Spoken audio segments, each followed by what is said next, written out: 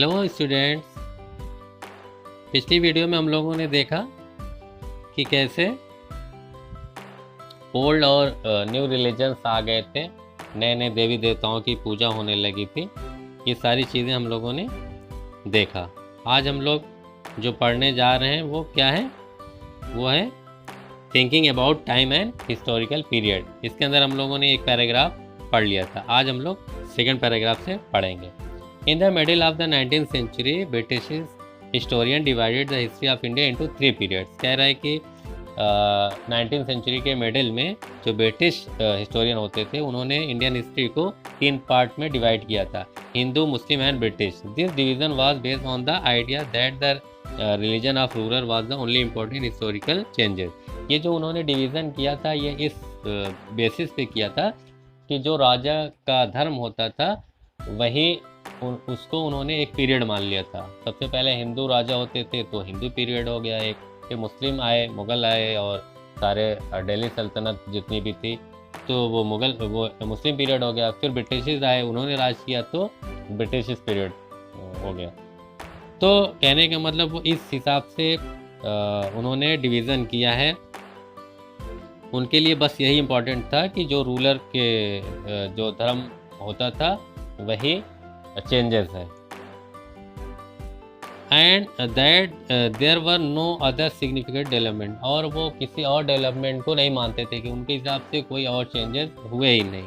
In the economy के field में या सोसाइटी और कल्चर या समाज या तहजीब में कोई भी चेंजेस तो वो नहीं मानते थे। Such a division also ignored the rich diversity of subcontinent. यार ये जो उन्होंने डिवीज़न किया था इससे ये एकदम पूरी तरह से इग्नोर करता है किस चीज़ को, जो सब कॉन्टिनेंट के अंदर इतनी डाइवर्सिटी है उसको पूरी तरह से ये जो अंग्रेज़ों का डिवीज़न था वो पूरी तरह से इग्नोर करता है। फिर historian follow this periodisation today. कह रहे हैं कि कुछ हिस्टोरियन हैं जो इस तरह के पीरियड को फॉलो करते हैं। Most look to economic and social factor to characterize the major element of different moment of the past. कह रहे हैं कि ज़्यादातर जो हिस्टोरियन हैं वो क्या चीज़ को मानते हैं, इकोनॉमिक और सोशल फैक्टर को मानते हैं कि इकोनॉमिक और सोशल समाज के अंदर जो भी चेंजेस आए हैं, जो उसकी कैरेक्टरिस्टिक्स हैं उसके हिसाब से वो डिवीज़न करते हैं। The major element of different moment of the past, मतलब वो ये नहीं देखते कि कौन से रूलर का क्या धर्म था, बस यही चेंजेस को नहीं लेते, बल्कि वो ये देखते कि समाज के अंदर क्या क्या चेंजेस आए, इकोनॉमिक चेंजेस या और कोई चेंजेस, वो सारी चीज़ों को भी वो लेते हैं। The histories you read last year. कह रहे हैं कि हिस्ट्री जो आपने लास्ट ईयर पढ़ी है इंक्लूडेड या wide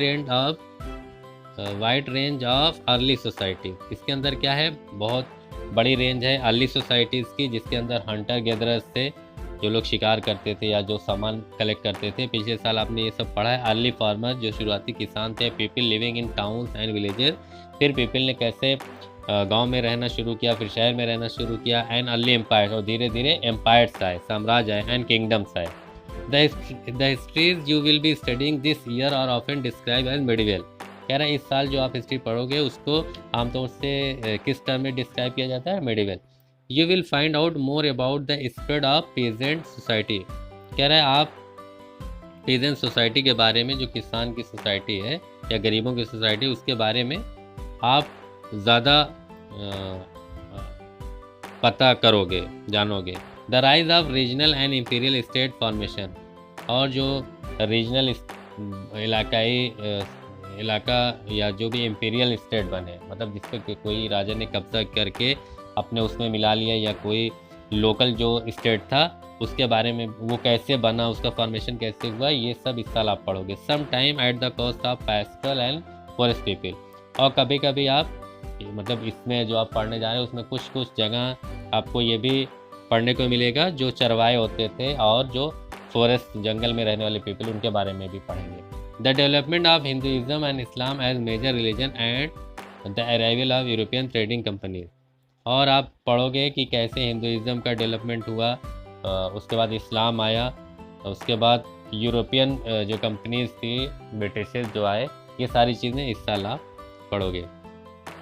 These 1000 years of Indian history witnessed considerable changes। कह रहे ये जो 1000 साल का इंडियन हिस्ट्री का जो एक रिकॉर्ड है, ये गवाह है किस चीज़ का? बहुत बड़े चेंजेस होने का।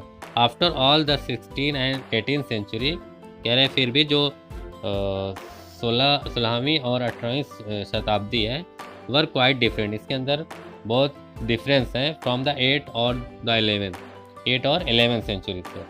क्योंकि अंग्रेज़ का कहना ये था कि जितना भी मेडिवल पीरियड 1000 साल के पीरियड, उसको जो वो डिवाइड किए थे, वो सिर्फ इस बिहाफ पे डिवाइड किए थे कि राजा का धर्म क्या होता था।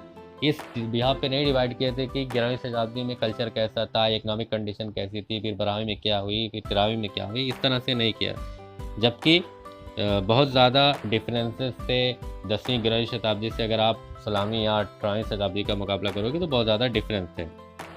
Therefore, इस तरह describing the entire period as one historical unit is not without its problem। कह रहा है इस तरह से अगर आप पूरे इंटायर पीरियड को एक एज वन हिस्टोरिकल यूनिट में अगर आप उसको समझोगे कि ये पूरा एक ही जैसा है, तो इससे प्रॉब्लम क्रिएट हो जाएगी। Moreover the medieval period is often contrasted with the modern period. कह रहा है ज़्यादातर मेडिवल पीरियड को मॉडर्न पीरियड से मतलब उसका वो किया जाता है, कंपेयर किया जाता है। Modernity carries with its sense of material progress and intellectual advancement.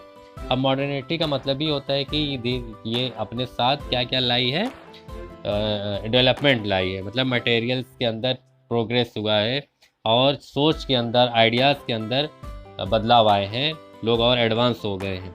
This seems to suggest that the middle period was lacking in any changes whatsoever. कह रहे हैं ये क्या बताता है कि मिडिल पीरियड के अंदर चेंज हुआ है, मतलब धीरे धीरे मिडिल पीरियड चेंज हुआ है, तभी तो मॉडर्न पीरियड आया है। But of course we knows this was not the case. कह रहे कि this seems to suggest that the middle period was lacking in any changes whatsoever. मतलब अंग्रेज का ये मानना था कि ये जो मिडिल पीरियड, इसके अंदर कोई चेंजेस नहीं हुआ है। कह रहा है ऐसा नहीं है, अगर ऐसे चेंजेस नहीं हुए होते तो मॉडर्न पीरियड आता कैसे। But of course we know this was not the case. कह रहा है कि असल में ये वजह नहीं है, ऐसा नहीं कि चेंज नहीं हुआ है। During this 1000 years the society of the subcontinent was transferred often and economics in several regions reach a level of prosperity। कह रहा है इस 1000 साल के अंदर जो सोसाइटी थी सब कॉन्टिनेंट की, वो बहुत ही ट्रांसफ़र हो गई, मतलब बहुत बदल गई।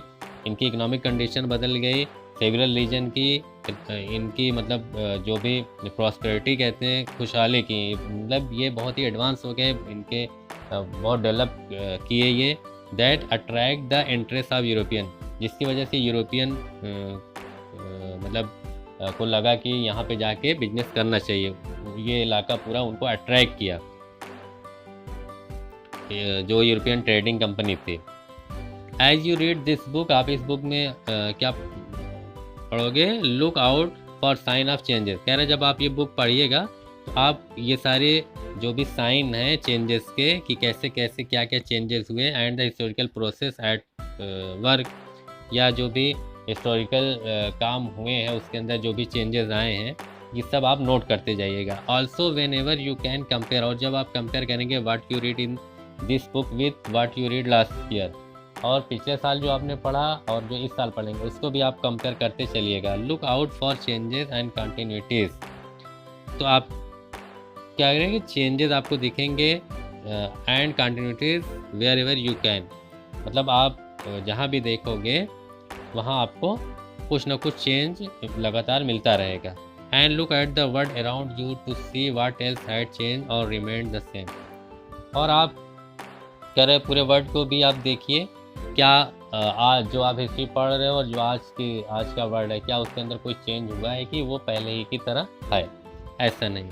मतलब इस पूरे पैराग्राफ में ये कहना चाह रहे हैं कि 1000 साल के अंदर बहुत सारे बदलाव हुए हैं। वो बदलाव आप बुक में जब आप पढ़ेंगे वो आप नोट करते चलिएगा कि कौन कौन से बदलाव हुए हैं। पिछले साल जो आपने बुक पढ़ा है, जो इस साल पढ़ रहे हैं, उससे भी कंपेयर करिएगा, और आज की डेट में वर्ल्ड को देखिएगा कि वो कहाँ पहुँच गया है, इससे आपको पता चलेगा कि चेंजेस वाकई में हुए हैं। जैसा कि अंग्रेज़ों ने कहा कि सिर्फ मेजर डेवलपमेंट क्या था कि जो भी रूलर थे उनका धर्म बदल जाना ही मेजर डेवलपमेंट था, और इकोनॉमिक और सोशल कंडीशन में कोई डेवलपमेंट उतना नहीं हुआ था। ये बात बिल्कुल गलत है। आप ये पूरे 1000 साल को जब सही से आप पढ़ेंगे तो आपको बहुत सारे चेंजेस देखने को मिलेंगे। ओके स्टूडेंट्स, आपका ये हिस्ट्री का फर्स्ट चैप्टर ख़त्म हुआ। अब नेक्स्ट चैप्टर हम लोग अगले वीडियो में पढ़ेंगे। Thank you. अगर आपको मेरी ये वीडियो अच्छी लगी है तो प्लीज़ मेरे channel social studies with Farhan sir को सब्सक्राइब करिए, बेल आइकन प्रेस करिए ताकि मेरी अपकमिंग वीडियो आपको मिलती रहे। ज़्यादा से ज़्यादा शेयर करिए, लाइक करिए और कमेंट करना बिल्कुल भी मत भूलिए, क्योंकि आपके कमेंट से हमें मोटिवेशन मिलता है। Thank you.